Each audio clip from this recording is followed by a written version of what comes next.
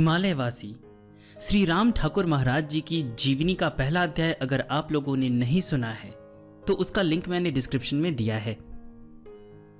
आइए हम आगे की जीवनी सुनते हैं। तीर्थ का वो पथ अत्यधिक दुर्गम है। बीच में अनेक जंगल और पहाड़ पड़ते हैं। उन्हें लांघकर ही चंद्रनाथ के तीर्थ यात्री इस स्थान पर पहुंच सकते हैं। वृद्धा फूफी बालक राम के साथ उस दुर्गम पथ पर बार बार थक कर बैठ जाती है। वृद्ध शरीर इस यात्रा में उनका साथ नहीं दे रहा है। ऐसे समय में बालक राम बड़े मनोयोग से अपनी बूढ़ी फूफी की सेवा करते हैं। अंततः वे दोनों उस स्थल पर पहुंचते हैं जहां से पहाड़ की चोटी दिखाई पड़ती है। उसी चोटी पर अवस्थित है चंद्रनाथ का मंदिर। वृद्धा ने उत्साहपूर्वक कहा, चलो अब भरोसा हुआ। किसी तरह गिरते पड़ते अब भगवान चंद्रनाथ के दर्शन कर लूंगी। ऐसा कहकर वह एक बड़े प्रस्तर खंड पर लुढ़क पड़ी। थकावट के कारण विश्राम करना आवश्यक हो गया था। मंदिर के निकट पहुंचकर उसने पूजा की सामग्री की छानबीन की। वह बोली, लो सब चौपट हो गया। सब कुछ तो है किंतु बेलो पत्र लाना ही भूल गई। अब उपाय भी क्या होगा? आसपास में बेल का पेड़ तो कहीं दिखाई नहीं पड़ता। पूजा की बेला हो रही है, इसलिए नीचे उतरकर बेलो पत्र ले आना अब संभव नहीं रहा। यह कहकर वृद्धा हाफने लगी।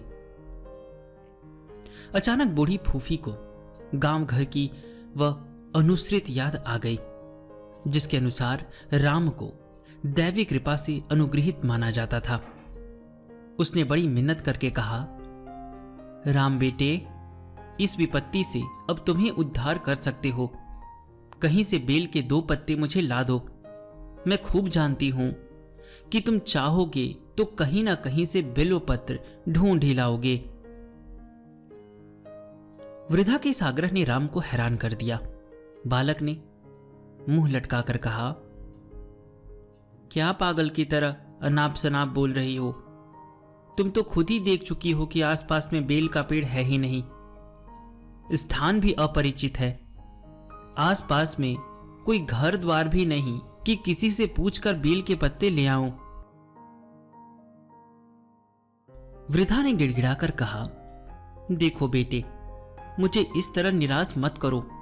बिल्वपत्र के अभाव में चंद्रनाथ की पूजा कैसे कर पाऊंगी?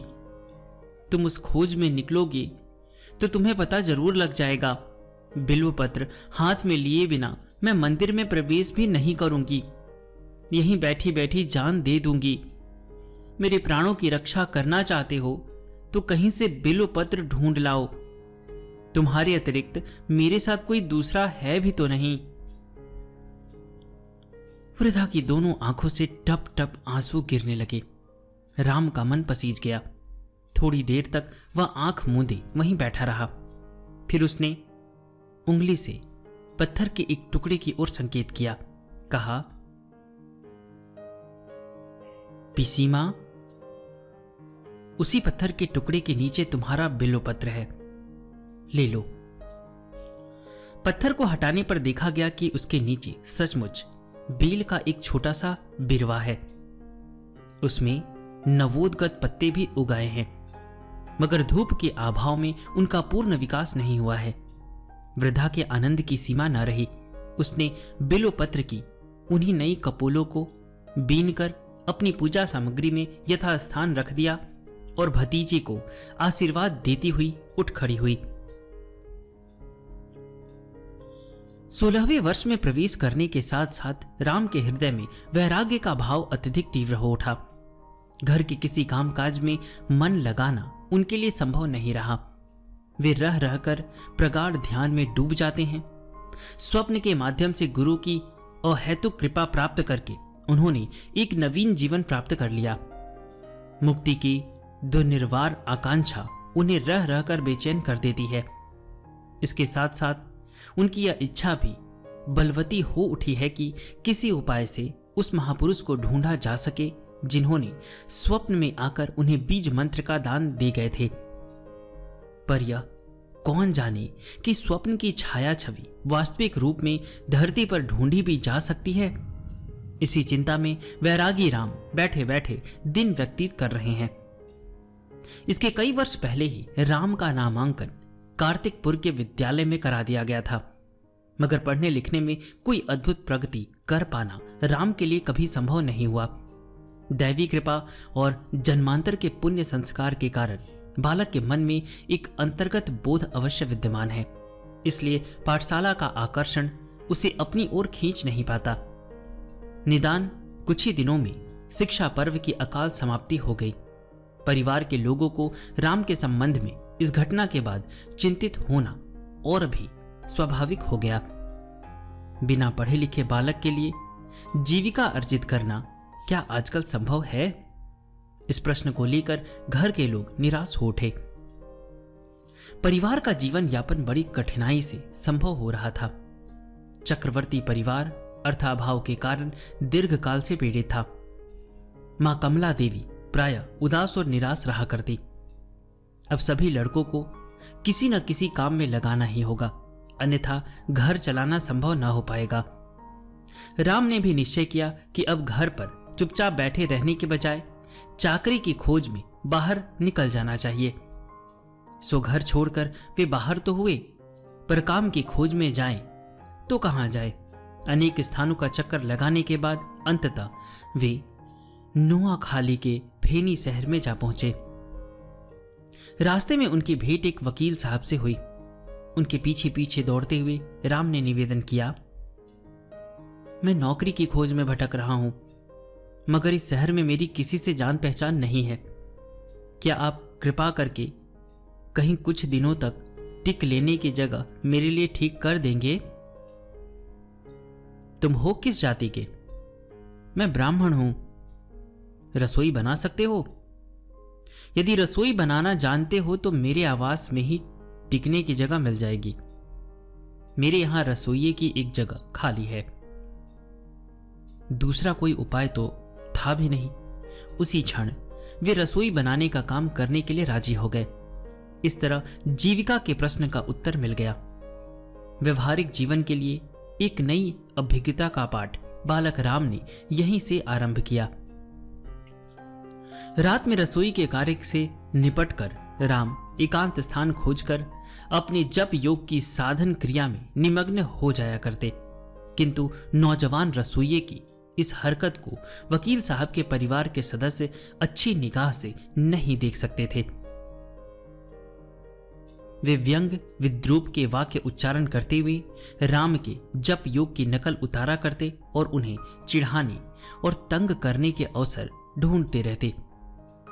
उस दिन वकील साहब के घर में काली पूजा का समारोह था। अपने बेटे के कल्याण के लिए वकील साहब ने देवी की कोई मनौती मानी थी। यह पूजा उसी क्रम में हो रही है। तभी पुरोहित के घर से खबर आई कि अस्वस्थ हो जाने के कारण वे उक्त अनुष्ठान में उपस्थित नहीं हो सकेंगे। समाचार सुनकर वकील साहब चिंतित हो गए। अब इतनी जल्दी दूसरे पुरोहित को कहां खोजा जाए? वकील साहब को चिंतित देखकर परिवार के एक विनोदी सदस्य ने कहा, इसके लिए चिंता करने की जरूरत क्या है? अपना रसोइया रामचंद्र भी तो ब्राह्मण ही है और रोज बरोज वह जब तब भी बहुत करता है। क्यों ना उसी से आज किसी तरह पूजा का काम करा लिया जाए। राम सामने ही खड़े थे। वकील साहब ने परिहास के स्वर में कहा, क्यों बाबा जी, तुम भी तो आखिर ब्राह्मण ही हो, जब तब का दिखावा भी खूब करते हो। क्या काली पूजा की विधि नहीं जानते? यदि जानते हो तो आज तुम ही पुरोहित बन जाओ। विनोद परिहास के इस व्यंग्य वाक्य से तनिक भी विचलित हुए बिना राम ने नम्रतापूर्वक उत्तर दिया, जैसा आदेश दे। यदि आदेश पाऊं तो काली पूजा अवश्य करा सकता हूं। अंततः उस रात वकील साहब के घर काली पूजा के समारोह में राम ने ही पुरोहित का कार्य संभाल दिया। वकील साहब ने अपने जानते काली पूजा के उस समारोह में कोई त्रुटि नहीं होने दी। अनुष्ठान उत्साहपूर्वक संपन्न हुआ। सैकड़ों निमंत्रित व्यक्तियों ने उस रात वहीं भोजन किया और रंधन कर्म से लेकर परोसने तक के काम में राम को ही संलग्न रखा गया। राम ने यद्यपि बड़ी निष्ठा के साथ विधि पूर्वक पूजा संपन्न करा दी थी, फिर भी उन्हें साधारण रसोइये की तरह बार बार दुत्कारा जाता रहा और उनके प्रति आदर और स्नेह का भाव दिखाना परिवार के किसी सदस्य के लिए संभव नहीं हुआ। समारोह की समाप्ति के बाद राम एक किनारे हटकर चुपचाप उदास खड़े हो गए। तभी एक निमंत्रित अतिथि ने आकर ठिठोली की, क्यों पुरोहित देवता, पूजा के समय मां काली ने तुम्हें कोई खास बात कह दी कि इस तरह उदास खड़े हो? मां से तुम्हारी कोई बात हुई?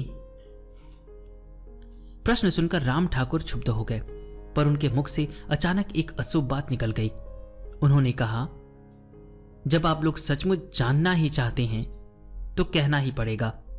मां काली ने मुझे बताया कि वकील साहब ने जिस बेटे के लिए मनौती मानी थी, उस बेटे को वे निकल जाएंगी। पागल के इस प्रलाप पर कोई ध्यान दे भी तो क्यों? कुछ लोग रसोइये को गालियां देने लगे और कुछ लोग हाथ में डंडा लेकर मारने दौड़े। उपद्रव मच गया। बड़ी कठिनाई से राम अपनी जान बचाकर उस नौकरी को छोड़ उसी क्षण कहीं अन्यत्र चले गए। दूसरे दिन वकील साहब का वह पुत्र और दिनों की भांति ही पढ़ने के लिए विद्यालय गया, मगर दोपहरी के बाद वह विद्यालय में ही बेहतर अस्वस्थ हो गया। कई व्यक्ति मिलकर उसे उसी अवस्था में घर पहुंचा गए। लड़के को सांघातिक हैजे ने धर दबोचा था।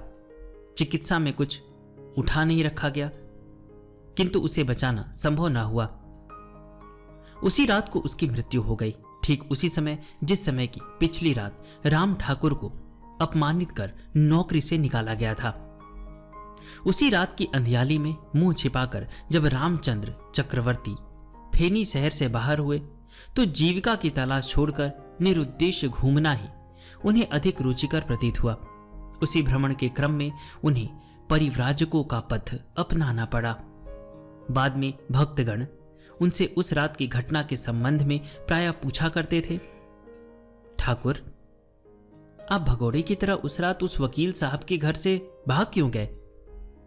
लड़का मरा, इसकी जिम्मेदारी तो आप पर न थी, फिर भय क्यों? ठाकुर मुस्कुराकर उत्तर दिया करते, यदि मैं भागता नहीं तो उस रात क्या मेरी जान बचती? लोग तो नियति के रहस्य को समझना ही नहीं चाहते। वे तो उस लड़के के मरने के साथ साथ मुझे भी मार ही डालते।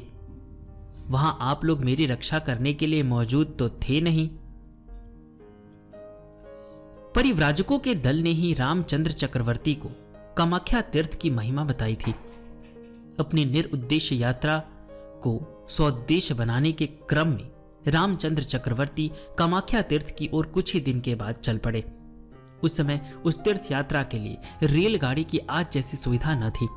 जंगलों और पहाड़ों की लंबी राह को पैदल ही चलकर तय करने के अतिरिक्त कोई दूसरा उपाय न था। इसी तीर्थ में उन्हें उस दिव्य महापुरुष के दर्शन हुए जिन्होंने वर्षों पहले स्वप्न में आकर उन्हें दीक्षित करने की कृपा की थी। दीक्षा संपन्न हो जाने के बाद राम ठाकुर के जीवन का परिव्रजन काल जारी हो गया। उन्होंने अपने गुरु के साथ कामाख्या क्षेत्र का त्याग किया। इस यात्रा में उनके राम ठाकुर के 2 गुरु भ्राता भी सम्मिलित हो गए। दुर्गम अरण्य और संकटपूर्ण पहाड़ी इलाकों को पैदल तय करने में दीर्घकाल व्यतीत हो जाने के बाद वे हिमालय के निकट के क्षेत्र में जा पहुंचे।